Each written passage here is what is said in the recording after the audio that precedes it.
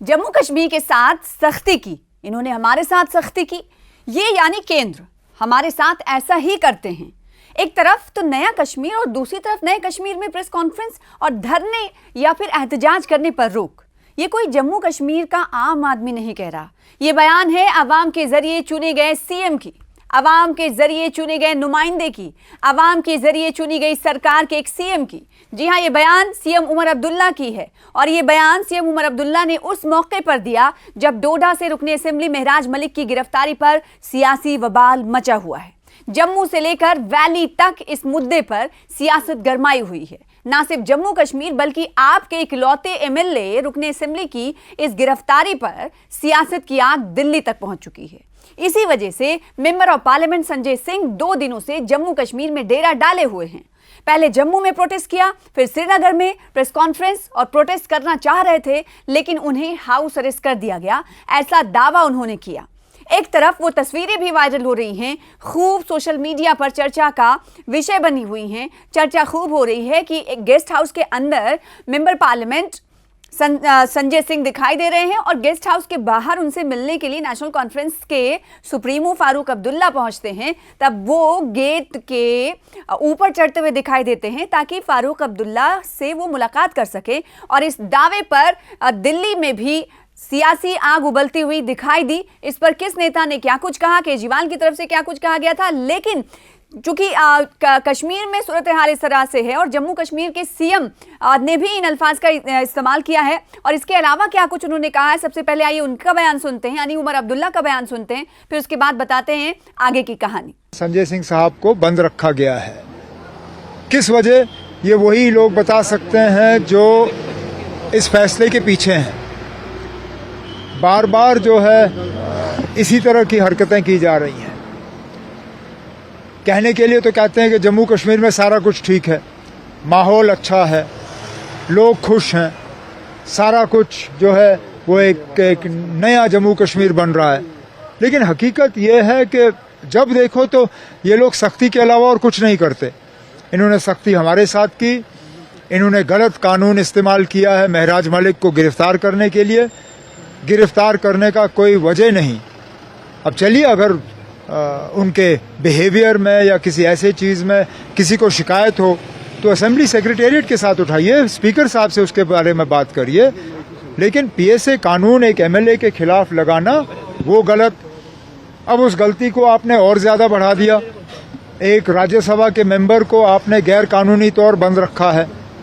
किस कानून के तहत? क्या आपने उस पर कोई ऑर्डर सर्व किया है? क्या कोई प्रिवेंटिव डिटेंशन का ऑर्डर है? मर्जी आई तो आपने गेस्ट हाउस का गेट बंद कर दिया। ये ठीक बात नहीं है ना। ये जम्मू कश्मीर की जमहूरियत के लिए ठीक नहीं है और इसका जो मैसेज, इसका जो पैगाम लोगों में जाएगा, ये बहुत गलत है ना। और जो लोग ये कर रहे हैं उनको अपनी हरकतों पे जो है सोचना चाहिए। और अब ये लड़ाई जम्मू कश्मीर तक ही महदूद नहीं है, जम्मू कश्मीर तक ही सीमित नहीं है। अब ये लड़ाई दिल्ली पहुंच चुकी है, यानी इस लड़ाई की आग ने अब दिल्ली को भी दहका दिया है। आपके चीफ अरविंद केजरीवाल और एक्स सीएम आतिशी ने सोशल मीडिया पर इस हवाले से पोस्ट किया है। संजय सिंह के मामले में आम आदमी पार्टी के चीफ अरविंद केजरीवाल ने सोशल मीडिया पर लिखा है कि संजय सिंह को हाउस अरेस्ट किया गया, उन्हें फारूक अब्दुल्ला से भी मिलने नहीं दिया गया, आवाम की आवाज दबाई जा रही है और ये बीजेपी की खुली गुंडागर्दी है। तो ये पोस्ट सोशल मीडिया पर कौन कर रहा है? अरविंद केजरीवाल। और इसके अलावा एक्स सीएम आतिशी ने भी सोशल मीडिया एक्स का सहारा लेते हुए कहा कि ये जमहूरियत का कत्ल हो रहा है, तानाशाही इस वक्त उरूज पर है, चरम पर है। हिंदी में पोस्ट किया गया, उनकी तरफ से इन तमाम बातों का जिक्र किया गया। साथ ही साथ आतिशी लिखती हैं कि हमारे सांसद संजय सिंह श्रीनगर पहुंचे थे ताकि महराज मलिक की जो गैर कानूनी गिरफ्तारी है उसके खिलाफ प्रेस कॉन्फ्रेंस और धरना कर सके, लेकिन बीजेपी इतनी बौखलाई हुई है कि हमारे लीडरान को, हमारे नेताओं को गेस्ट हाउस में ही कैद कर लिया जाता है। ये लिखती हैं आखिर में कि यह अघोषित आपातकाल है। वहीं संजय सिंह हाउस अरेस्ट का दावा करते हुए क्या कुछ कह रहे थे, आइए आपको सुनाते हैं। हम लोग यहाँ श्रीनगर में हैं मौजूद और लोकतंत्र के अंदर हक के लिए आवाज़ उठाना ये हमारा संवैधानिक अधिकार है, लोकतांत्रिक अधिकार है। और आज महराज मलिक के गिरफ्तारी के खिलाफ आंदोलन था, प्रेस कॉन्फ्रेंस थी, लेकिन तानाशाही का आलम यह है कि आप देख सकते हैं कि गेट पे पुलिस लगी हुई है, पूरा इसको छावनी बना के रखा हुआ है, किसी को बाहर जाने की इजाज़त नहीं है, प्रेस कॉन्फ्रेंस करने की इजाज़त नहीं है, किसी को भी बताने को भी तैयार नहीं है कि किस वजह से रोका गया है, क्यों यहाँ पे रोका गया है। मुझे, इमरान हुसैन जो यहाँ के प्रभारी हैं, हमारे पूर्व मंत्री हैं, एमएलए हैं, तो ये एक आप देख सकते हैं कि किस प्रकार की तानाशाही चल रही है कि प्रशासन ये तक बताने के लिए तैयार नहीं है कि क्यों, किस वजह से हमें रोका गया है। क्या आंदोलन करना जुर्म है? क्या लोकतंत्र में प्रेस कॉन्फ्रेंस करना जुर्म है? क्या लोकतंत्र के अंदर एक अवैध गिरफ्तारी के खिलाफ आवाज उठाना जुर्म है? और तानाशाही का आलम यह कि एक राज्यसभा सांसद को ये लोग बताने को तैयार नहीं है कि क्यों यहाँ रोका गया है। और संजय सिंह के दावे पर फारूक अब्दुल्ला ने कहा कि एहतजाज करना, प्रदर्शन करना सभी का अधिकार है, सबका हक है, आप जितना रोकेंगे उतना तूफान खड़ा होगा। साथ ही फारूक अब्दुल्ला ने एलजी मनोज सिन्हा पर अधिकारों के गलत इस्तेमाल का इल्जाम लगाया और नेपाल से सबक लेने की बात तक कह डाली। मैं समझता हूं ये बहुत गलत है। एक डेमोक्रेसी है, यहां हक है, प्रोटेस्ट हक है, it's the right given by the constitution of India. आप पीसफुल प्रोटेस्ट कर सकते हो, इवन प्रेस कॉन्फ्रेंस, और प्रेस कॉन्फ्रेंस भी उस पर कर सकते हो। क्या उसमें क्या हो जाएगा? वो अपनी राय रखेगा लोगों के सामने।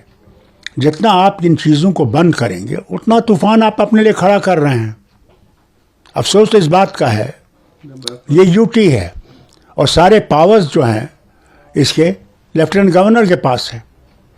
वो इनका इख्तियारात गलत तरीके से इस्तेमाल कर रहा है। मुझे बताइए कि क्या ज़रूरी था संजय सिंह को गिरफ्तार करना या उसको बंद करना कि वो नहीं बात कर सकता है? मैं समझता हूँ लेफ्टिनेंट गवर्नर साहब को इसके बारे में सोचना चाहिए। ये ऑटोक्रेटिक रूल नहीं है, यहाँ कॉन्स्टिट्यूशन है।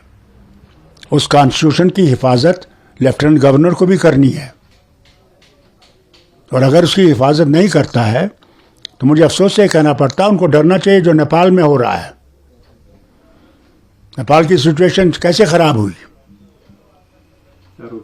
आज हालत यह है कि उनका कॉन्स्टिट्यूशन खत्म हो गया है, वहाँ कोई हुकूमत नहीं है। बांग्लादेश से भी पता, और बांग्लादेश का हाल देख लीजिए।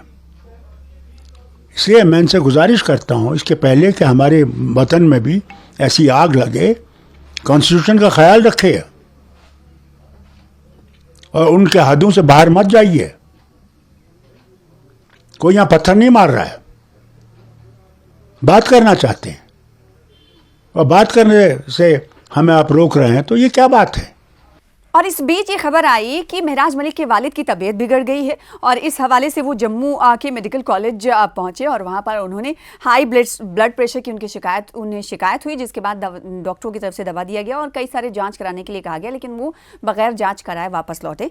ये अभी ताज़ा अपडेट मिला। और इसके अलावा अब जो सियासी आग इस वक्त भड़क रही है जम्मू कश्मीर में, किस तरह और किस और जाती हुई दिखाई दे रही है, इसे अभी कहना कबला अज़ वक्त होगा। लेकिन इतना ज़रूर है कि ये इस मुद्दे पर राजनीतिक जो तुकलबंदी है और हिमायत है, समर्थन है या फिर मुखालिफत है, वो इस वक्त देखी जा रही है। एक धड़ा हिमायत करते हुए नजर आ रहा है तो दूसरा ग्रुप मुखालिफत में, महराज मलिक की गिरफ्तारी की मुखालिफत में खड़ा होता हुआ नजर आ रहा है। पिछले दिनों आपने देखा होगा कि डोडा की आवाम भी सड़कों पर उतरी थी और डोडा की आवाम ने सड़कों पर उतरी थी और उसके बाद उनकी से प्रोटेस्ट किया जा रहा था। तभी हमने देखा कि उनके वालिद की तरफ से, महराज मलिक के वालिद की तरफ से ये कहा गया कि आप सड़कों पर जरूर उतरें, लेकिन सड़क पर उतरकर अमन शांति के साथ प्रोटेस्ट करें, किसी तरह से हा हुल्ला नहीं और पत्थरबाजी ना करें। और दूसरी तरफ हमने ये देखा कि इन तमाम सूरत हाल पेशरफ्त को देखते हुए पूरे इलाके में धारा 163 लगाई गई है ताकि अमन शांति बरकरार रहे।